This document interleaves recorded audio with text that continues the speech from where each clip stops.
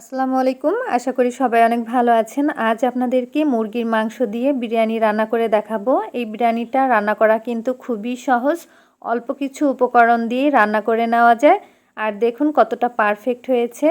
একটা চালও কিন্তু গলে যায়নি। চলুন তাহলে রেসিপিটা শুরু করা যাক। একটা প্যানের মধ্যে আমি 1/3 কাপ পরিমাণ দিয়ে দিচ্ছি সয়াবিন তেল। তেলের সাথে আমি 1 কাপ পরিমাণ পেঁয়াজ দিয়ে দিলাম। আর এই পেঁয়াজটা আমি ভেজে নিব। পেঁয়াজ ব্রেস্তা করে নিতে হবে। তো পেঁয়াজটা কিন্তু প্রায় ভাজা হয়ে গেছে। এবার আমি তেল থেকে পেঁয়াজ ব্রেস্তাটা তুলে নিচ্ছি আর একটা সাইডে রেখে দিব। একই তেলের মধ্যে আমি মুরগির মাংসগুলো দিয়ে দিলাম। আমি এখানে ব্রয়লার মুরগি নিয়েছি 1 কেজি পরিমাণ। এবার মাংসগুলো আমি একটু ভালো মতো তেলের সাথে ভেজে নিব। আমি মাংসগুলো একটু ছোট সাইজ করে কেটে নিয়েছি। মাংসগুলো ভাজা হয়ে গেছে।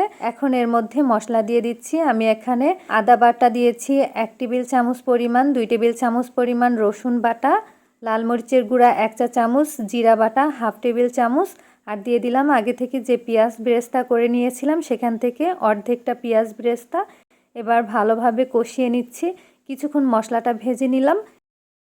এখন আমি দিয়ে দিচ্ছি বিরিয়ানির মশলা। আমি এখানে রাঁধুনি বিরিয়ানি মশলা দিয়ে দিলাম অর্ধেক প্যাকেট। এই মশলাটা দেওয়ার পরে আরও কিছুক্ষণ একটু মাংসটা নেড়েচেড়ে নিচ্ছি। তো এখন মাংসটা পুরোপুরি কষিয়ে নেওয়া হয়ে গেছে। দিয়ে দিলাম মেজারমেন্ট কাপের 1.5 কাপ পরিমাণ তরল দুধ।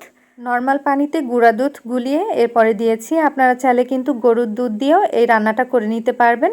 তো আমি আলাদা করে কোনো পানি দিব না। এই দুধের মধ্যেই কিন্তু মাংসটা পুরোপুরি সিদ্ধ করে নিব। কিছুক্ষণ জাল দিয়ে আমি মাংসটা সিদ্ধ করে নিচ্ছি। ঢাকনা দিয়ে ঢেকে দিলাম। তো মাংসটা কিন্তু এখন রান্না হয়ে গেছে। আমি ঢাকনাটা তুলে আর একটু নেড়ে দিব। আর এই ঝোলটা কিন্তু অনেকটা কমিয়ে ফেলতে হবে। কিছুক্ষণ জাল দিয়ে কিন্তু ঝোলটা পুরোপুরি কমিয়ে নিলাম। আর তেলটাও কিন্তু উপরে ভেসে উঠেছে। ঠিক এই সময়টাতে কিন্তু চাল দিয়ে দিতে হবে। আমি আগে থেকেই পোলার চাল ধুয়ে পানিটা ঝরিয়ে নিয়েছিলাম।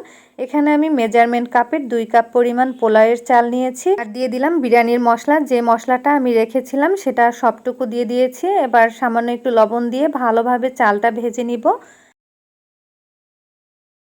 প্রায় 5 মিনিটের মতো আমি চালটা খুব ভালোভাবে ভেজে নিলাম। এখন আমি ফুটন্ত গরম পানি দিয়ে দিলাম।